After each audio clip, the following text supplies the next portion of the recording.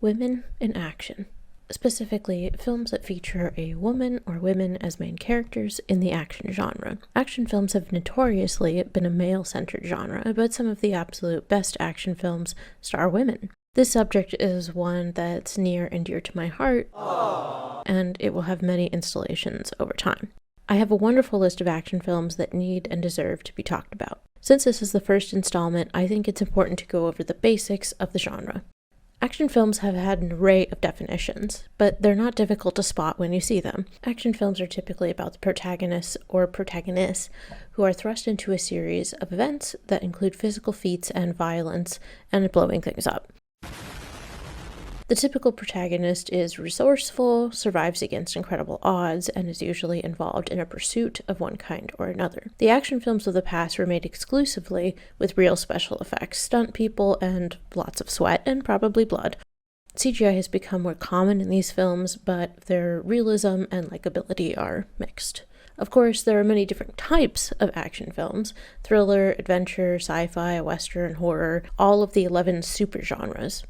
The genre itself can be linked back as far as the 1903 film The Great Train Robbery. Some believe that this is the first action film. By the 20s and 30s, action films were mostly based in swashbuckling tales, think Errol Flynn and the western genre. The 1970s really brought special effects and stunts to a new level with films like Dirty Harry and The French Connection.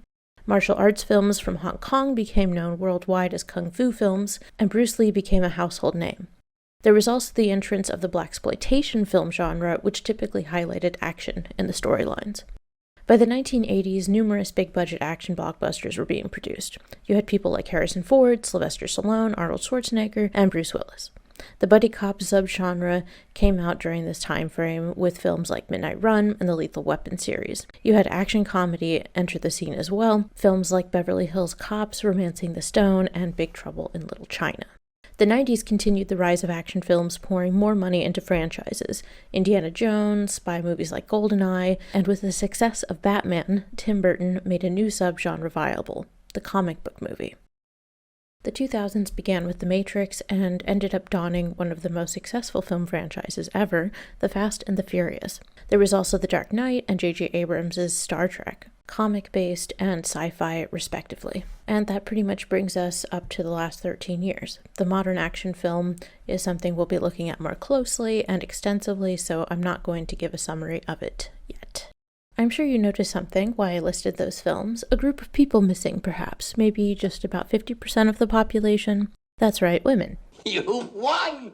You did it! Maybe you're thinking to yourself, well, women don't like action films, so why would there be movies with women as the heroes? First, sexist. Second, I hate/love to break it to you, but women do in fact like action films. I am one of them. Hello. The action genre is my favorite. I especially like buddy cop films and action comedy. Oh, Jesus! Oh my God, there's so much blood! I don't know what I'm doing! You did this! It might seem like a strange genre for a writer to like, but I would argue that writing and executing an excellent action film is a lot harder than it looks, like most films. Despite the theory I outlined, there are of course action films for and starring women. No, it can't be true. The genre remains small, unfortunately, but it is there, and it has some fantastic films. Now, let's take a look at the movie Speed. Los Angeles SWAT bomb disposal officers Jack, Keanu Reeves, our main character, and his partner Harry, Jeff Daniels, prevent a bomber, Howard Payne, who is Dennis Hopper, from extorting $3 million by taking hostage an elevator full of people. I know that's a lot of names, but I will remind you who is who as we go. When Payne, the bomber, holds Harry hostage, Jack shoots him in the leg to get Payne to release him. Payne then escapes and sets off the bomb, which does appear to kill him. Jack and Harry are given commendations for their work. But Payne is still alive. The next morning, Jack witnesses a bus explode from one of Payne's bombs. He then receives a phone call from Payne, who tells him that there is another bus bomb, and it will activate when the bus gets to 50 miles per hour, or 80 km for our international friends, and it will detonate if the bus goes below that speed. Before Jack can board the bus, the bomb has already been activated. Now on the moving vehicle, he runs into another issue where one of the passengers thinks he's there to arrest him and fires a gun. It inadvertently hits the bus driver, and that's when our second hero emerges. Annie Porter, aka Sandra Bullock, is now behind the wheel, and she starts to slow down to help the shot bus driver. It's then that Jack has to explain the situation. Now all of the passengers know there's a bomb on the bus, and it will detonate if they go below 15 miles per hour. Payne, watching all of the events on TV, reminds Jack about his instructions, but he is finally convinced to let the bus driver go so he can get medical attention. Of course, once this happens, then another passenger also tries to get off, and Payne sets off a smaller bomb that kills her. In one of the most iconic scenes in the film, and in film as a whole, is when they learn that part of the freeway is not completely built. He convinces Annie that they have to jump the gap. In an unrealistic but really cool stunt, Annie drives the bus over the gap and they land on the other side. And all of this is shot on the 105 in LA, on a strip of freeway that is used in many, many films because it's actually the end of the freeway. Just as in the movie, LAX has a turnoff on the 105, and it's this off-ramp that Jack tells Annie to take. In another pretty brilliant piece of writing, Jack realizes that the airport is the best place because they can literally just drive around the perimeter of the airport without any obstructions. Jack also decides to make a last-ditch effort to defuse the bomb by going under the bus on a towed sled. When the sled breaks from the tow line, he's only really left with one option. He has to puncture the fuel tank in order to hold on to the bottom of the bus or risk sure death. When Annie and the passengers realize Jack's in trouble under the bus, they're able to get him back inside through a hatch, and when he's back at the helm with Annie, he learns that Harry has been killed. It's because of this that Jack realizes that Payne has probably been watching them through a hidden surveillance camera. In another pretty brilliant and fun scene, Jack lets everyone know that they are to remain perfectly still and hold it for a few minutes. He has that transmission recorded and rebroadcasts it on a loop, essentially showing Payne that they are going around the airport in circles as usual. All of the passengers are precariously offloaded until just Jack and Annie remain in the bus. They escape through a floor access panel and wheel away as the bus hits a Boeing 707 cargo plane and explodes. With Annie safe now, Jack goes to the drop-off site to deliver the ransom to Payne. Then, Payne realizes that he's been tricked. The plane and bus explosion has killed no one, and of course the LAPD are waiting to apprehend him. So he disguises himself as a police officer to abduct Annie and the ransom. As a side note, the term kidnapping refers to minors, while an adult can only be abducted. Saying a woman has been kidnapped is absurd and offensive. Just FYI. Jack follows Payne into the metro subway and then discovers that Payne has rigged an explosive vest to Annie with a pressure release detonator. Annie is having a very long day. Payne hijacks the train, handcuffs her to a pole, and runs the train while Jack goes after them. Payne attempts to bribe them, but the dye pack in the bag goes off and stains all of the cash. Pushed to his absolute limit, Payne fights with Jack on top of the train's roof, while Payne is on top of him. In an epic moment, Jack pushes him up and he's decapitated by a railway signal. But the excitement doesn't end there. In the third and final ending of the film, we still have to save Annie. While Jack is able to deactivate the vest, he can't break the pole or her handcuffs. She tells him to leave her, to get out and save himself. It's a nice moment, mostly because throughout this film Annie breaks so many of the tropes pushed on female characters, and this is no different. Jack, of course, can't leave her, and he can't stop the train, so he does the only logical thing. He speeds it up. It crashes through a construction site after jumping the tracks completely, and then erupts right into Hollywood Boulevard. The train comes to a stop on the street. Relatively unharmed, Annie and Jack kiss while amassing a crowd. The end. So let's be clear right off the top. This film is not exempt from many annoying and what should be antiquated tropes, especially involving Annie. But, well, it's not but, and it also turns some of these tropes around. Let's go to our handy-dandy graph to take a look at where speed lands, or crashes, on the scale. So here we have our little graph. On the y-axis, we have a scale from feminist to sexist, and on the x-axis, we have what I'm calling the tropey subversion thing. What we're going to do is go over a list of tropes that are typically attributed to women in action films, especially the kind of action film Speed is, which is sort of the modern classic. It's realistic in that it takes place to date, there aren't any magical or superhuman elements, and it involves normal people experiencing and performing extreme and sometimes violent feats. Hopefully this will give us a good idea of what score to give Speed on this scale of the women in action, or this women in action scale. I am going to color in the squares that go with each item on the list, and if we hit the same square twice, I'll just add a little tally mark to it. And if it works out, then maybe I'll use the scale again for other action films, and then we can compare and contrast them and see how they change if we create like a fun graph of some kind, if we add dates in it. There's a lot of things we could do with it, if it works. If it doesn't, then I'm so sorry. So first and foremost, one is a woman is one of the main characters. That's tropey? No, that's not tropey for action films. Is it feminist? Sort of, but like just having a woman as one of the main characters isn't enough for it to like get a high score on the feminist scale. So I say it's about here. It's in the positive, but it's kind of low on the scale because honestly, it's the bare minimum. I suppose we should be thankful for that. So there we have that. So 2. Is the female character portrayed by a good actor?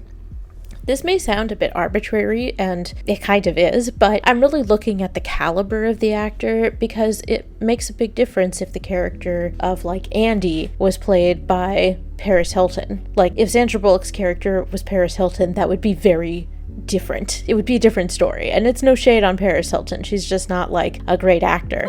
So a female action role typically, I think, needs a good actor to make the feats they do not only believable, but give them the depth they need to bring out a subversion of the trope.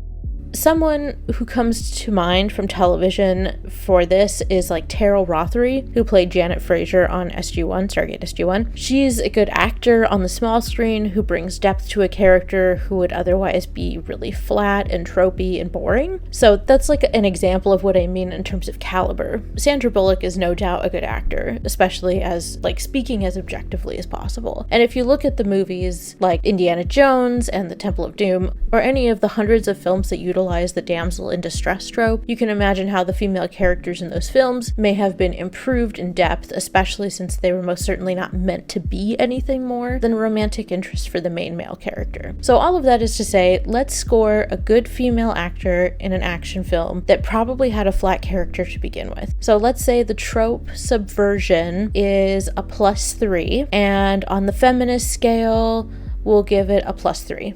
So we're looking at 3 and 3. Not bad. Not too bad. Number 3, the damsel in distress. I know I just talked about it, but this is a separate thing. So this film is obviously not exempt from this tired old trope. Like, while I wish Speed had forgone it completely, it has suffered like so many before and after. So let's give this a -5 on both. It's not it is sexist.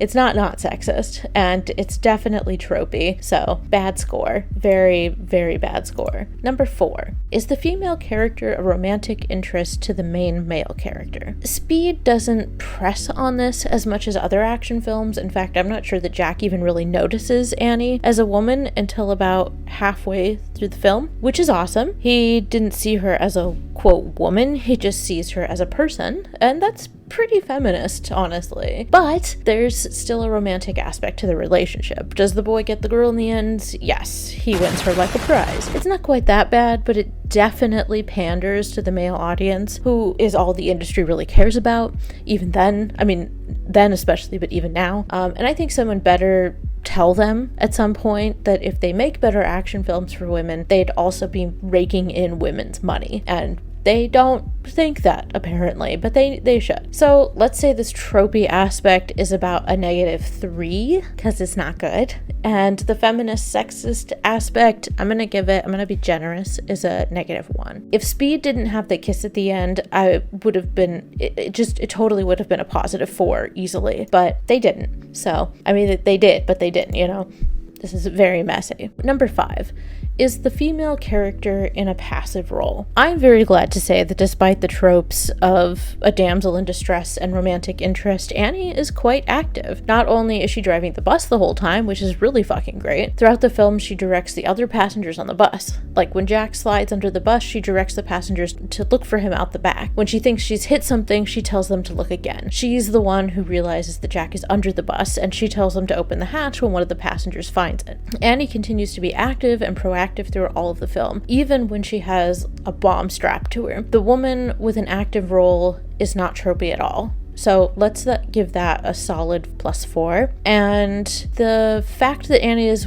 the one doing a lot of the driving stunts and handling her shit like a champ, even when she hits her head, definitely feminist. I'm giving that a +4 as well. So that will go here. We have kind of an interesting scale beginning to emerge, or maybe not, I don't know. Number 6. Is the female character in tight or skimpy clothing, including heels? She's not in your typically skimpy clothing, but she's definitely not in like tactical gear and boots like Jack, and she is still wearing a dress. So I give it a +1 in the trope of subversion, just because it doesn't get in her way and it isn't hypersexualized. And I would give it a +2 in the feminist quadrant, because women also like to wear dresses. It's not just the dress, it's the hypersexualization. It's getting a 2 and a 1. 7. Is this female character funny? Okay. This is absolutely a subversion of the trope. We rarely get a funny woman as the damsel in distress, the love interest, and an active character. This is also where the acting takes importance. We've all seen Miss Congeniality. If you have not, then I need you to pause this video and go watch it. There are no spoilers. You just need to go see it right now. In Miss Congeniality, we have Sandra Bullock playing an FBI agent. She's serious about her work and she doesn't give a shit about how she looks or acts. In some ways, that's very refreshing, but the overall lesson of the film is a good one. The Heat is also one of my favorite movies. It's Sandra Bullock and Melissa McCarthy. It's my go-to feel-good, buddy, female cop movie. It's super underrated, hilarious, and it's just so fucking perfect. But what we can see from just these 3 films is that Sandra Bullock has the acting chops to be funny while remaining serious. It's a joy to watch on screen, to be honest. And her portrayal of Annie is so unique in that way, even now. She breaks so many of the action film tropes by giving Annie this depth and multitude that could otherwise be a whiny or weak female character. So trope subversion, hell yes. +5 easily. And feminist, definitely. I give it a +4. So far, lot in the positive quadrant, which is good. Obviously, it's going to be difficult to score in these other ones, but it will happen. I promise you that. 8.